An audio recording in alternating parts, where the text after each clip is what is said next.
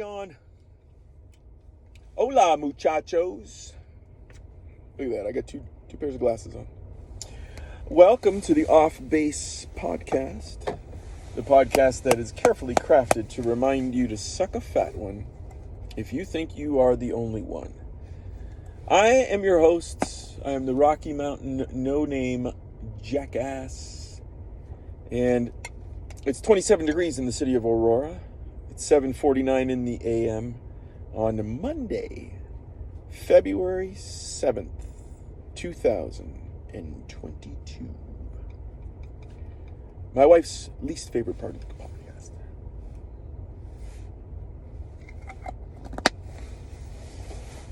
The chaw is in. The games can begin. But not yet. Hey, look at that. That kid had a cow hoodie on. Yeah, he looked like a cow. Black and white. Like the Chick-fil-A cows.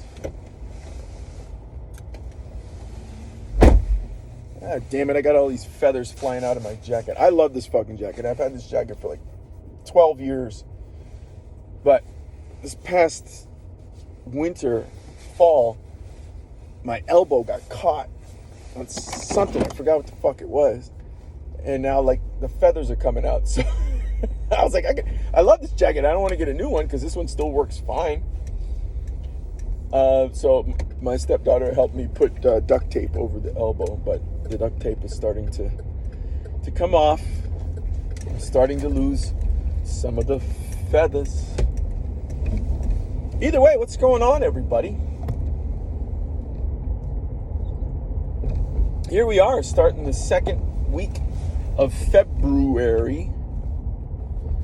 So funny that how horrific our language is. Oh my God, this person in front of me, their car is so dirty and muddy you can't even see the license plate. That's what slushy winter weather will get you. But anyway, it is very funny how horrific our language is. And when every single one of my kids was learning their ABCs and phonics, they all had the same questions. I had the same questions. I remember when I was a kid. It's just that, you know, in our language, our vowels have two different sounds. They have the short sound and the long sound. As far as I know, well, I don't want to speak for other languages, but I did take 4 years of Spanish, IB Spanish. I was fluent when I was finishing high school. And in Spanish, each one of their vowels only makes one sound, making it so much easier to spell words. And think about all of the words in our language that have silent letters. And, it's just horrific. And what makes it even worse is how our dumbasses pronounce some of the stuff. Case in point, the second month of the year is February. It's not February. February. The fourth day of the week is not Wednesday. It is Wednesday. Man, our language is all fucked up. It really is. I feel bad for people when they got to come in here and learn this language. It's the toughest one to learn. That's why I love hearing people from foreign countries speaking our words, because their vowels are so pure. In particular, Latin-speaking folk. Like our next door neighbors are from Puerto Rico, and the husband has he has a pretty good accent, but the wife's accent is thicker, and I just love hearing her say American words. Anyway, at some point, I'm gonna get back into studying Spanish. I mean, I got a good, hopefully, 40 years left in me, right? Hopefully, I can give Spanish another shot. Speaking of health and longevity, I'm switching things up a little bit in my workout program. Now, stepson and I, we're still going to be working out together 3 times a week. But I started to... excuse me. Oh, that was horrifically rude. Sorry, everybody. I started to incorporate yoga into my routines 2 days a week so I could maintain flexibility while still trying to put on muscle and get stronger. And the yoga that I had been doing was the Tony Horton yoga, which is fine. You know, that actually, Tony Horton, he gets you in the door, man. He does a very good job of that. But the one that I've been doing is the X3 yoga. It's the 30-minute routine. And I'm just getting bored with it. And it's like, oh, man, come on. Not to mention that because the workout is so short, unless you are familiar with yoga poses and you've been doing them a lot, there's not room, because of the way he structured it, there's not room for him to stop and maybe explain a variation a little bit more. Like if you're struggling with the pose, like when we do the flow, not the balance part of the workout, but when we do the flow part of the workout, there's probably, I don't know, maybe 20% of the moves that I can't even do. And I don't know if I'm doing them right or wrong, because there's no coach there for me. I mean, these are like pretty advanced moves, like the Warrior 3 and the Half Moon. And there was a point when I first started doing P90X yoga that I could do a lot of those poses. But I'm older now, man. I can't do it. And I would much prefer to have a teacher of some kind. So I started looking around on YouTube for some different people who are doing yoga these days. As my voice cracks, I don't know why I just hit puberty right there. But I found one that I started her program yesterday. I can't remember her last name. It is a Eastern European last name, but her first name is Karen. Not like, you know, the American Karen. It's K-R-I-N. So probably Karine, right? To pronounce the vowels correctly. It's probably Karine. And I did her first workout yesterday. Her focus, one of the big reasons why I chose her is because her focus is on improving, inversions. And I have always wanted to do a handstand in my life. Always wanted to do a handstand, always wanted to dunk a basketball. So I kind of had this weird goal to try to be able to dunk a basketball at age 50. Don't know if I'm going to actually, set myself on the path to do so or not. But I do think that this girl's routines could get me closer to doing an actual handstand. I just think that kind of strength is very impressive, and to be able to continue to have that kind of strength and flexibility as I continue to get older, I think is very important for a jackass like me. So I did her first routine yesterday, and she has this, what she calls a prehab routine, as opposed to a rehab routine. Rehab is after you've been injured, and then you bring yourself back into balance, right? Well, she calls it her prehab routine, where you take approximately, I'll say, 8 to 10 minutes before you start her actual workout, and do a series of stretches. One, to focus on your wrists, to improve your wrist strength so that you can, end up doing inversions. The second one is on your shoulders, again for the same idea. And then the third one is on hip flexors, that area down there. And the stretches were really, really good, man. I gotta say, the shoulder one in particular, I'm actually still feeling this morning. And when I was in Florida, actually when we were in Texas is when I first started having problems with my shoulders. And it was actually with the P90X3 workout. I think it came about when doing the MMA routine, which, don't get me wrong, that's a phenomenal calorie burning routine. But a lot of the movements, not a lot, some of the movements that Tony had you do in that routine was you would do a sprawl. In other words, you'd be from a standing position, you'd go down in a plank, and then you'd rotate like 90 degrees or 180 degrees, and then get up and then do a karate move, and then go back down and rotate and get up. And I think all those rotations that something on my form was horrific, and it really did some damage to my shoulder. So much so that after the workouts, I had big problems, like even taking my shirt off to go into the shower. I'm like, fuck, this hurts. So when we were in Florida, I actually ended up rehabbing my shoulder by myself, just by taking a band and stretching it out as far as I could go, and then lifting it over my head all the way back to the other side, so that my shoulders just got this huge opening, like, just open it nice and wide. And I did that for a period of about 3 months. Like when I would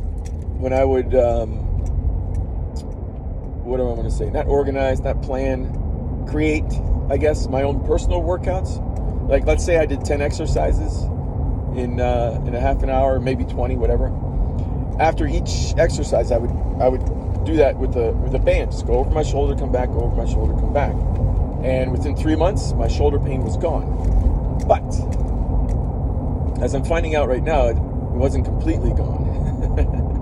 I still have some areas in my body that are stiff and tight, and my shoulders are one of them.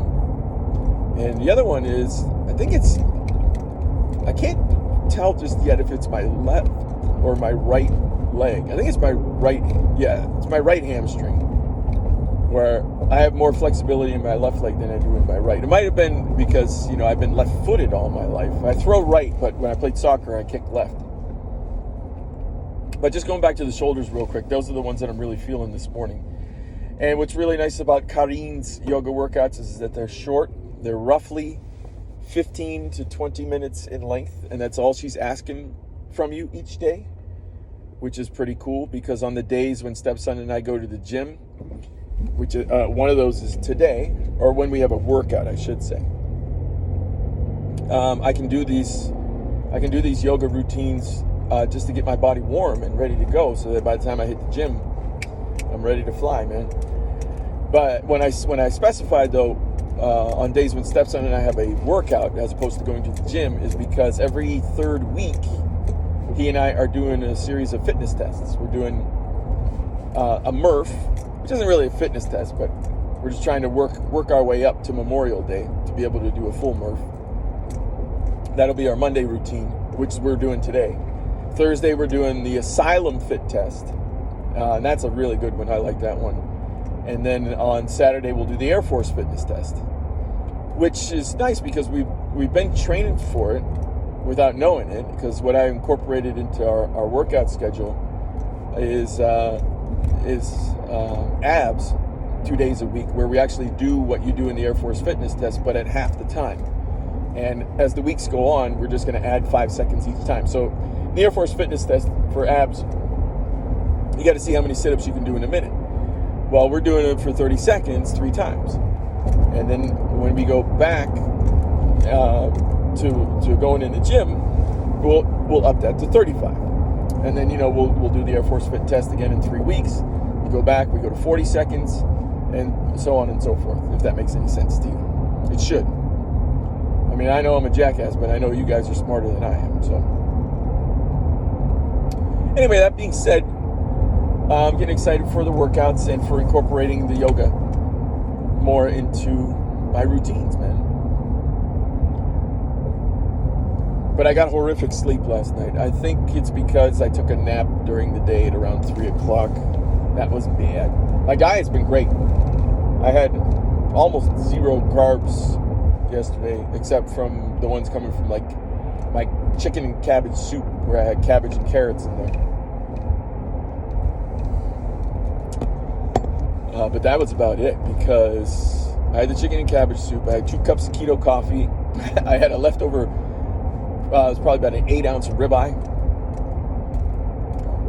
And then I also had tuna and egg salad with mayonnaise.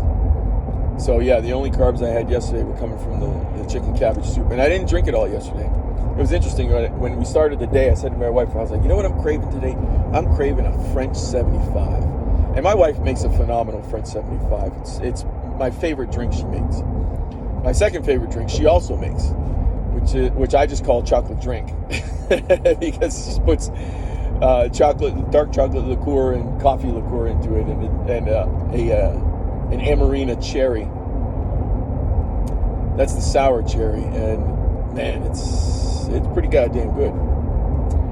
But the French 75, it's typically made with gin, but she makes hers with cognac.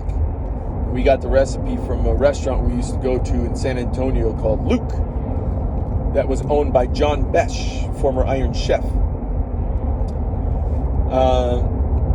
And John Besh, when Katrina hit, when was that? 2006. When Hurricane Katrina hit, he's a New Orleans guy, but he was displaced because of Katrina, and where he was displaced to was San Antonio, and he ended up starting a restaurant in San Antonio called Luke. And it was open for a while. It was still open when we were there, but towards the end, they actually had to close down. They went out of business, which sucked because they had two of the best drinks that we've ever had, and we got the recipes from them. One was the French 75, and the other one was their Bloody Mary. I'll never forget the day when we had been going there for years, like 3-4 years, and I said to the waitress, and I was like, well, she brought the Bloody Mary, and I'm drinking it, and I'm like, God, this is so good.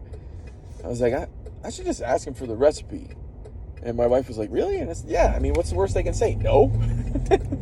So, waitress came back to the table, and I said, if it's all right, I would love to continue making this drink at home. Do you think you guys could give me the recipe? And thinking that she was going to say, oh, no, we're not allowed to, she just immediately was like, yeah, I'll be right back. And then just went and wrote the recipe down and came back and gave it to me. The ingredients were very easy to find, and I was like, this is fucking awesome. So she brings that one back, and then my wife goes, hey, can we have the French 75 recipe too? And they were like, yeah, no problem. So we make our Bloody Marys and our French 75s the same way that John Besh used to make them at the restaurant Luke in San Antonio, Texas. Speaking of food and drink, I sent out some texts over the weekend, and we will be hosting a Super Bowl party. Come next Sunday, the Los Angeles Rams against what my wife overheard the announcers say, the Cincinnati Bagels. Oh, I was cracking up when she started saying that.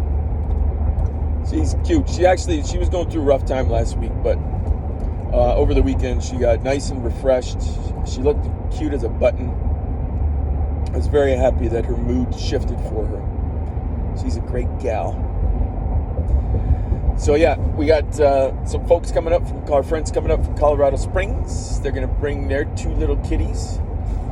And we've known them since, I think, 2015, 2016. It's going to be nice to have them up because we've gone down to their place, I think, 4 times now. And they've got a great house, man. Oh, shit. Their view out of their backyard's fucking phenomenal. They got an outdoor kitchen in their house. I think that's going to be their quote-unquote forever house because they both went to the Air Force Academy. That's where they met. And I think that's where they're going to end up. She's working at the Air Force Academy now. And he's got a job at the Air Force Base that's around there. I think he does cybersecurity. And it's funny because I think when they retire from the Air Force, I think they're just going to retire completely, and live off of their retirement. But I think he could get a job at some cybersecurity place, some private firm, and just be raking in a good 6-figure salary. And then, retire at 50 because they're only like, I think 41, 42, I think. I don't remember. Yeah, if they're approaching 20 years, yeah, they graduated from the academy at age 21, 22. Yeah, I think they're that young. They're young kids. But we always have a lot of fun with them. And then our next door neighbor, who's in charge of the base, he's coming over. He's going to bring his son and his 2 daughters. I don't know why his wife isn't coming, though. Maybe I'm just an ass. I'm that much of an asshole that she didn't like me. No, I got along with her just fine. Unfortunately, my bride has to go on temporary duty on Super Bowl fucking Sunday. She's flying out at 10:30, so she's going to miss the party. I told them both just to bring beer and chips because I'm making meatball subs, motherfucker, and chicken wings. So we will have barish type food. And I'm already looking forward to it now. I mean, Super Bowl 7 days away. But I'm like, yeah, man, I can't wait to have a meatball sub. Simply because I don't eat sandwiches anymore. That's just how it goes when you get this old, man. If you're eating a bunch of carbs and you're not active, those carbs turn to fat. Now, luckily, stepson and I have been quite active. But I really enjoy the ketogenic diet. So I'm not going to be eating carbs. But I will make the exception on Super Bowl Sunday. Look out, motherfucker. We also have 2 ski trips coming up. We're going to do one over President's Day weekend. I have Friday off. And, of course, Monday is a holiday, national holiday. That'll be fun. We can take the kids and enjoy some ski time. And then we have their spring break, 3rd week of March, when we're going to go and ski it up again. And it's always funny because their spring break always coincides with the busiest time of year for me at work. Now, luckily, I plan ahead and make sure that I have all my bases covered, but it's so funny because I work with the insurance data, and in the United States of America, all insurance companies have to report to the National Association of Insurance Companies, the NAIC. And they report every year at the end of the year. They have to submit their filings. Well, the NAIC collects them, I think they review them in some way, shape, or form, and then distribute them to the public. So my company collects that data, and then we just distribute it to our clients however they want it seen. That data always comes out in the 1st week of March, and the kids always have spring break the 2nd week of March. This year, because we're in Colorado, it's actually 3rd week of March, but it's so funny that at the busiest time of year is when I go on vacation. I've done that every year since I've been married to my wife, since 2010. It's been hysterical. Anyway, here we are back on base. Been a nice morning talking to you guys. I'm excited about the yoga. Excited about projects that I got coming up for work. Excited about Super Bowl Sunday. Happy that my wife is feeling better, doing better, psychologically, emotionally. She's going through a lot right now. As she nears the end of her Air Force career, she's going to try to decide whether or not to go on maybe another year or so. She hasn't come to the decision yet. Or she's just going to say, hey, thank you, United States government. You have compensated me extremely well, and I am going to retire.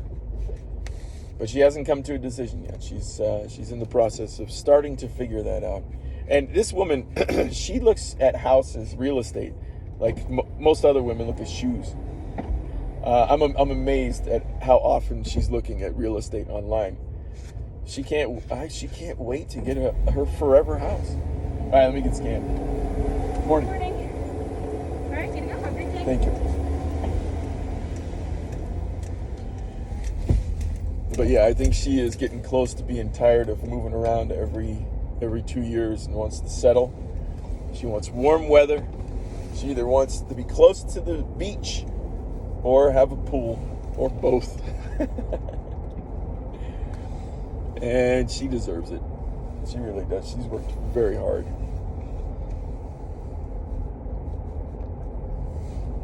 So here we are, back on the base. Another Monday podcast in the books. Just going to wait for the Denver skyline to show up in the foreground with them Rocky Mountains in the background and this jackass sitting in this seat. There it is. Downtown Denver. All right, folks, that'll be a wrap. Hope everybody's got a great Monday out there. Do your best, forget the rest, and I'll smell you tomorrow.